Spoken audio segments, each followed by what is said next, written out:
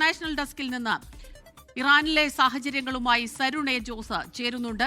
സരുൺ, ഇറാനിൽ ഇന്നും വലിയ രീതിയിലുള്ള ആക്രമണങ്ങൾ നടന്നു എന്നുള്ള റിപ്പോർട്ടുകളുണ്ട്. ഒപ്പം തന്നെ ഇറാന്റെ ഭാഗത്തു നിന്ന് ഇസ്രായേലിനെതിരെയും മിസൈൽ ആക്രമണം ഉണ്ടായി എന്നുള്ള വിവരങ്ങൾ. ഈ വിവരങ്ങൾ ഓരോ ദിവസവും വരുമ്പോഴും നമ്മൾ ഓരോ ദിവസവും വിചാരിക്കും 1-2 മണിക്കൂർ വിവരങ്ങളൊന്നും വരാതിരിക്കുമ്പോൾ ഒരല്പം ശാന്തമായി തുടങ്ങി എന്നുള്ളൊരു പ്രതീക്ഷ ലോകമാകെയുള്ള രാജ്യങ്ങൾക്കിടയിൽ ആ പ്രതീക്ഷയുണ്ട്. അത് നമുക്കും അങ്ങനെ തന്നെയാണ്. പക്ഷെ അതങ്ങനെയല്ല എന്ന് സൂചിപ്പിക്കും വിധമാണ് ഇപ്പോൾ വരുന്ന വിവരങ്ങൾ. സ്മിത, ഇറാനിലെ അമേരിക്കയുടെയും ഇസ്രായേലിന്റെയും സൈനിക നടപടി ഇന്ന് 6ാം ദിവസത്തിലേക്ക് എത്തി നിൽക്കുകയാണ്. 6 ദിവസം ആകുമ്പോൾ 636 ഇടങ്ങളിലാണ് അമേരിക്കയും ഇസ്രായേലും സംയുക്തമായി ആക്രമണം നടത്തിയത്. ഇതിൽ 105 ഇടങ്ങളും ഈ സാധാരണ ആളുകൾ താമസിക്കുന്ന സ്ഥലങ്ങളാണ്. ഇന്നലെ ടെഹ്റാനിന് സമീപമടക്കം ഈ താമസ സമുച്ചയങ്ങൾക്ക് നേരെ വളരെ വലിയ ആക്രമണമാണ് ഉണ്ടായത്. ഇവിടെ കുടിവെള്ളവും അതുപോലെ തന്നെ വൈദ്യുതിയും മുടങ്ങിയിരിക്കുകയാണ്. നേരത്തെ തന്നെ ആക്രമണത്തിൽ പൊറുതിമുട്ടിയ ജനം കൂടുതൽ ദുരിതത്തിലാവുന്ന കാഴ്ചയാണ് ടെഹ്റാനിന് സമീപമുള്ള സ്ഥലങ്ങളിലൊക്കെ കാണാൻ കഴിയുന്നത്. 174 നഗരങ്ങൾ കേന്ദ്രീകരിച്ചാണ് ഇതുവരെ അമേരിക്കയും ഇസ്രായേലും ആക്രമണം നടത്തിയിരിക്കുന്നത്. ആകെ 1332 ഡ്രോൺ ആക്രമണങ്ങളും അതുപോലെ തന്നെ മിസൈൽ ആക്രമണങ്ങളും നടത്തിയെന്നാണ് റെഡ് ക്രസന്റ് ഇപ്പോൾ അറിയിച്ചിരിക്കുന്നത്. ഇതിനിടെ ഈ അസർബൈജാനിലേക്ക് ഇറാന്റെ 2 ഡ്രോണുകൾ നേരത്തെ വന്നിരുന്നു. അവിടെ എയർപോർട്ടിന് സമീപവും അതുപോലെ തന്നെ അവിടെ ഒരു സ്കൂളിന് സമീപവുമായിരുന്നു ഈ ഡ്രോണുകൾ പൊട്ടിത്തെറിച്ചത്. ഇതിൽ അസർബൈജാൻ കടുത്ത എതിർപ്പ് ഉയർത്തിയിട്ടുണ്ട്.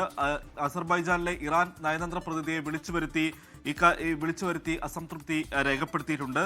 അതുപോലെ തന്നെ നേരത്തെ സ്മിത സൂചിപ്പിച്ച പോലെ ഇറാന്റെ ഭാഗത്തു നിന്നുള്ള ഒരു പ്രതികരണം കഴിഞ്ഞ 5 ദിവസത്തെ അപേക്ഷിച്ച് നോക്കുമ്പോൾ ഇറാന്റെ ഭാഗത്തു നിന്നുള്ള പ്രത്യാക്രമണം കുറഞ്ഞതായുള്ള റിപ്പോർട്ടുകളാണ് പുറത്തു വരുന്നത്. ഇതിന് പ്രധാനപ്പെട്ട ഒരു കാരണം ഇറാന്റെ കൈവശം വിപുലമായ മിസൈൽ ശേഖരമുണ്ടെങ്കിലും അവ തൊടുക്കാനുള്ള ലോഞ്ച് പാഡുകൾ ഇസ്രായേലും അമേരിക്കയും നശിപ്പിച്ചതാണ് അതിന് പ്രധാനപ്പെട്ട ഒരു കാരണം. ഇന്ന് ഉൾപ്പെടെ കോമിൽ നിന്ന് ഇറാന്റെ മൊബൈൽ മിസൈൽ ലോഞ്ചർ തകർക്കുന്ന ദൃശ്യങ്ങളൊക്കെ തന്നെയും ഇന്ന് പുറത്തു വന്നിട്ടുണ്ട്.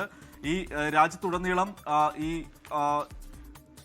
മിസൈലുകൾ വിക്ഷേപിക്കാനുള്ള ലോഞ്ച് പാഡുകൾ അമേരിക്കയുടെയും ഇസ്രായേലിന്റെയും സംയുക്ത ആക്രമണത്തിൽ തകർന്നതായുള്ള റിപ്പോർട്ടുകളാണ് ഇപ്പോൾ പുറത്തു വരുന്നത്. അതിനാൽ തന്നെയും കഴിഞ്ഞ ദിവസങ്ങളെ അപേക്ഷിച്ച് ഇറാന്റെ ഭാഗത്തുനിന്നുള്ള പ്രത്യാക്രമണം കുറഞ്ഞിട്ടുണ്ട്. അതേസമയം ലബനോണിൽ ഇസ്രായേൽ സേന ഹിസ്ബുള്ളക്കെതിരെ നടത്തുന്ന ഏറ്റുമുട്ടൽ അത് വളരെ രക്തരൂക്ഷിതമാവുകയാണ്. ലബനോണിന്റെ കൂടുതൽ പ്രദേശങ്ങൾ കീഴടക്കി ഇസ്രായേലിന്റെ കരസേന മുന്നേറുന്നു എന്നുള്ള റിപ്പോർട്ടുകളാണ് പുറത്തു വരുന്നത്. ലബനൻ തലസ്ഥാനത്ത് നിന്ന് പ്രദേശം ബെയ്റൂട്ടിൽ നിന്ന് 65,000-ഓളം ആളുകൾ ഇതിനകം പലായനം ചെയ്ത് സുരക്ഷിത കേന്ദ്രങ്ങളിലേക്ക് മാറിയെന്നാണ് റിപ്പോർട്ടുകൾ. തെക്കൻ ലബനനിൽ ഇസ്രായേലിന്റെ ആക്രമണം വളരെ രൂക്ഷമാണ്. വ്യോമാക്രമണവും ഒരേ സമയം തന്നെ കരയാക്രമണവും ഇസ്രായേൽ ലബനോണിൽ നടക്കുന്നു. അങ്ങനെ 2 ഇടങ്ങളിലും ലബനോണിലും ഇറാനിലും കഴിഞ്ഞ ദിവസങ്ങളിലായി നടക്കുന്ന ആക്രമണവും അതുപോലെ തന്നെ ഏറ്റുമുട്ടലും ഈ 6ാം ദിവസവും തുടരും.